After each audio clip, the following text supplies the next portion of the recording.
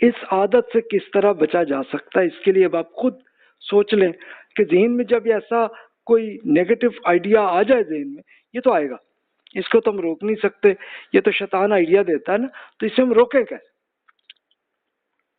اس کے لیے وہی مشورے جو آپ سے پہلے عرض کی ہوں، کرم شاہ صاحب نے جو مشورے دیے تھے کہ اللہ تعالیٰ کا جب یاد رہے کہ اللہ تعالیٰ سے اس وقت بھی ہم اللہ تعالیٰ کی بات بھی نہیں کر رہے، کچھ بھی نہیں ہو رہا، تب بھی وہ ریکارڈ ہو رہا ہے، اور اس کے لیے ہمارے زمانے میں اللہ تعالیٰ نے تو پھر آڈیو ویڈیو ریکارڈ کرنے کے طریقے بھی ہمیں بتا دیے، تو یہ تو ہم کر لیتے ہیں نا، یہ تو بہت ہلکے سے لیول کا ہے، اس سے اچھی کوالٹی کی آڈیو ویڈیو ہماری کیسی بن جائے گی اللہ تعالیٰ کے ہاں، وہ اللہ بہتر جانا، وہ آخرت میں سب کے سامنے پورا بہت بڑا چینل چل کے ساری دنیا کے سامنے آ جائے گا۔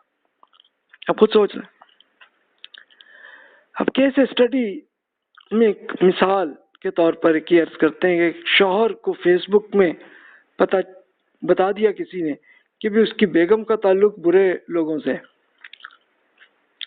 اب اس بندے نے کیا کیا کہ اس کو قتل کر دیا اپنی بیگم کو، اور بعد میں پتہ چلا کہ یہ خبر ہی جھوٹ تھی۔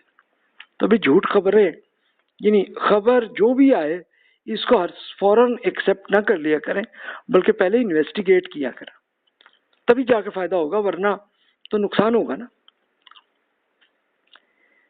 ایسے کیس سٹڈیز آپ نے بہت سنے ہوں گے کہ شوہر نے بیوی کو مار دیا، یا کبھی ہوا کہ بیگم نے بھی شوہر کو مار دیا، ایسے کیس ہوئے۔ تو یہ اصل میں اسی بدگمانی کے ذریعے سے ہی آتا ہے یہ آئیڈیا، یعنی اصل میں وہ پچھلے لیکچر میں جب ہم عرض کر رہے تھے کہ شیطان ان رستوں سے آتا ہے تو ایسے آتا ہے۔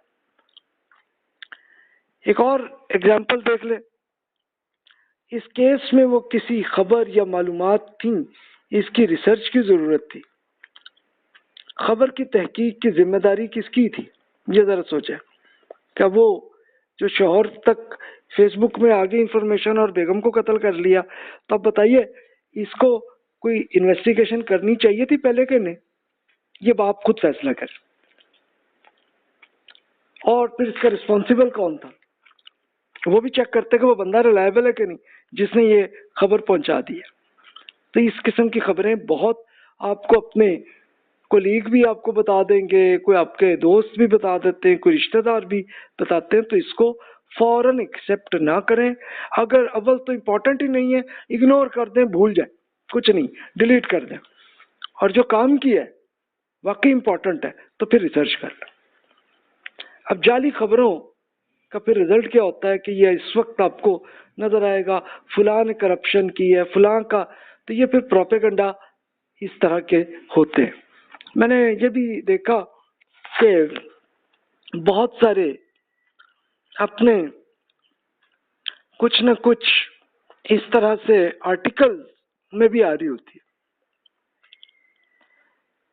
صرف واقعات کی حد تک چلتی ہے، لیکن اب وہ جو پورا انالیسس والے ہوتا ہے نا، تو اس میں ہوتا ہے، تو اس کے لیے آپ اگر ٹی وی چینل میں آپ سنتے ہیں یا اخبارات میں آپ اگر پڑھتے ہیں تو یہ دیکھ لیں کہ اگر وہ صاحب جو ہے ہمیشہ ایک ہی پارٹی کی خوبی بیان کرتے ہیں اور دوسری پارٹی کی ہمیشہ نفرت ہی بیان کر رہے ہوتے ہیں، تو پھر سمجھ لیں کہ وہ ریلائبل نہیں۔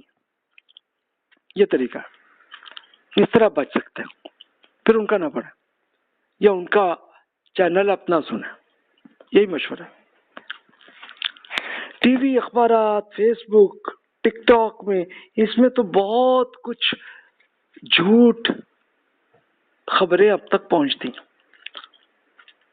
تو ایسی جو بھی آئے تو آپ کو لگے یعنی اس میں یہ تو کنفرم ہو جائے کہ یہ تو کنفرم جھوٹ ہے، تو پھر ان صاحب سے پھر ریلائبل سمجھ لیں کہ وہ نہیں، پھر ان کی خبروں سے آپ بچیں۔ ادھوری معلومات اگر آ جاتی ہیں، اس میں بھی ایک مسئلہ ہے نا، یہ اخبارات میں اکثر ہوتا ہے کہ انفارمیشن تو آئی ہوتی ٹھیک ہے لیکن پوری کمپلیٹ نہیں، تو اس میں بھی ہم پھر کچھ نہ کچھ غلط سمجھ لیتے ہیں، اس سے ہم بچ لیں۔ الفاظ میں ہیر پھیر کر کے الفاظ چینج کر کے کچھ ایسے کر لیتے ہیں کہ جس میں مثلا ایک یہ وہ مذہبی مثال سے ہم دیکھ لیتے ہیں کہ جیسے مثال کے طور پر یہ مناسب نہیں ہے، کہ یہ گناہ ہے، یہ حرام ہے، تو بھی یہ نہ کریں. یعنی جو چیز ہے، جو جیسی ہے ویسی ہونی چاہیے. ورنہ ہوتا کیا ہے کہ بہت سے لوگ پھر یہ ہوتے ہیں کہ قرآن مجید سے ہی وہ غلط معنی سمجھ لیتے ہیں. تو اس کا احتیاط کرنا. پھر مطلقاً بات کو جھوٹ ہونا ہے تو یہ پھر آپ کنفرم کر لیں، اور آئندہ ایک تو پھیلانا بھی نہیں اس کو بات کو، اور دوسرا یہ کرنا ہے کہ اس سے ہمیں ہمیشہ بچنا بھی ہے. اب میں اس پہ سب سے بڑا آتا ہوں ایشو پہ، جو کہ جعلی احادیث کا فتنہ. اس کے لیے پروپیگنڈا پہلی صدی ہجری میں یہ فتنہ شروع ہوا اور آج تک جاری ہے. یعنی ہر گروپ، ہر فرقہ کے ایسے لوگ ہوتے ہیں کہ جو بغیر کسی ریسرچ کے جو چیز بھی ہے وہ رسول اللہ صلی اللہ علیہ وسلم کے نام پہ کر کے وہ پھیلا دیتے ہیں.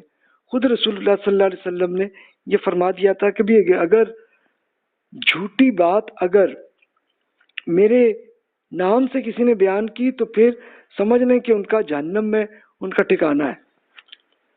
یہ رسول اللہ صلی اللہ علیہ وسلم نے بہت کلیئر سے بیان فرمایا، اور وہ اتنی بڑی حدیث ہے کہ جس کی ہر بک میں آپ کو مل جائے گی. تو اس لیے یہ احتیاط کرنی چاہیے. بلا تحقیقی معلومات کا پھر نقصان کیا ہوتا ہے، اس کا رزلٹ آپ خود سوچ سکتے ہیں. سیاسی ابتری ہوتی ہے.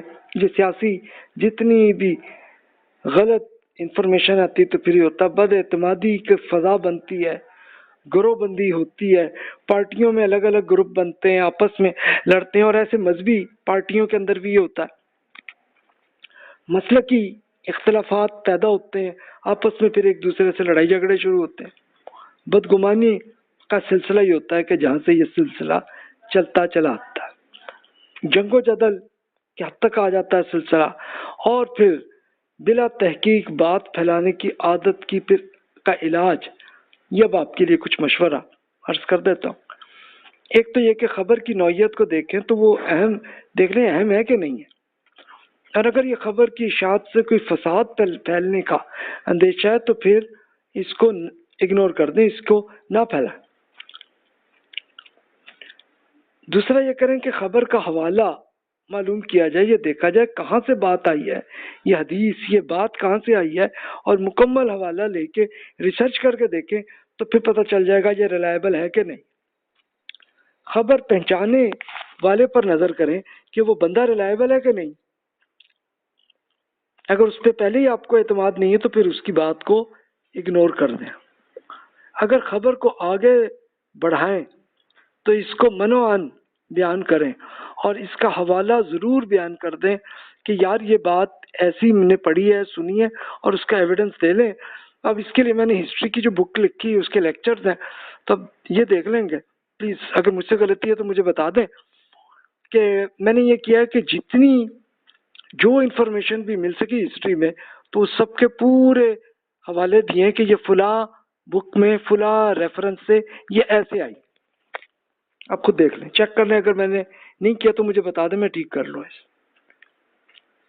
پھر ایک مشورہ یہ بھی ہے کہ اگر شک ہو کہ خبر یا منظر مخجر جو ہے جن سے خبر ہمارے یہاں پہنچ رہی ہے تو اس میں غلطی ہو سکتی ہے، تو پھر خاموشی کے ساتھ بلاؤں کو ٹال سکتے ہیں. کبھی اگر اگلے سے کوئی غلطی ہو سکتا ہے ہو گئی ہو، انفارمیشن غلط آ گئی تو ویسے ہی ڈیلیٹ کر دیں، اسے چھوڑ دیں، اس پہ بات ہی نہ کریں. اب آئیے ہم اس میتھڈالوجی کی کہ جو رسول اللہ صلی اللہ علیہ وسلم کی خلاف آپ ہی کے ارشادات کا نام لے کے لوگوں نے اپنی اپنی باتیں پھیلا دی. اس کو کہتے ہیں جعلی حدیث. یہ فتنہ 100 ہجری کے زمانے میں یہ بن چکا تھا سلسلہ. یعنی اس زمانے میں ظاہر ہے کہ پیپرز عام نہیں تھے، تو لوگ بس منہ سے ہی باتیں کرنی ہوتی تھیں تو وہ اس طرح کرتے تھے. غیر مخلص افراد وہ کرتے تھے کہ ایک جعلی حدیث ایجاد کر کے اور رسول اللہ صلی اللہ علیہ وسلم کے نام کا وہ کر دیتے تھے اور اس سے اسلام کا حلیہ بگاڑ دیتے تھے. یہ کیا لوگوں نے. یہ ہسٹری میں پوری ڈیٹیل سے عرض کر چکا ہوں اس کے پورے سینیریو کو.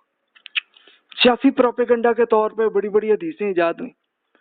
فرقہ واریت کے پروپیگنڈے میں لوگوں میں زیادہ تر سیاسی فرقے بنے اور انہوں نے جا کے اس زمانے میں یہ پروپیگنڈے کی حدیثیں ایجاد کی.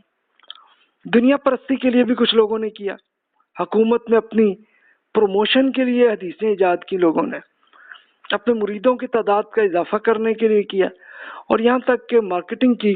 مثلا ایک حدیث ایک صاحب نے وہ پھیلائی کہ جناب کہ معاذ اللہ یہ کہہ رہی ہے کہ رسول اللہ صلی اللہ علیہ وسلم کو یہ مٹھائی بہت پسند ہے. اب جب اس کی انویسٹیگیشن کرنے کے لیے لوگوں نے پوچھا اس سے بھی آپ نے کہاں سے یہ کیا, تو پتہ چلا کہ جناب وہ مٹھائی اصل میں وہ بیچ رہے تھے. تو اپنی سیل کو بڑھانے کے لیے مارکیٹنگ کے لیے انہوں نے حدیث ایجاد کر لی تھی. اسی طرح لوگوں کو اپنی پارٹی میں ایڈ کرنا اور کچھ نہیں, بادشاہ کو خوش کرنے کے لیے اس میں ایسی باتیں کر لی, وہ بادشاہ بھی خوش ہو گیا, چلو جی اس کی پروموشن مل گئی. ایسی حرکتیں لوگ کرنے لگے.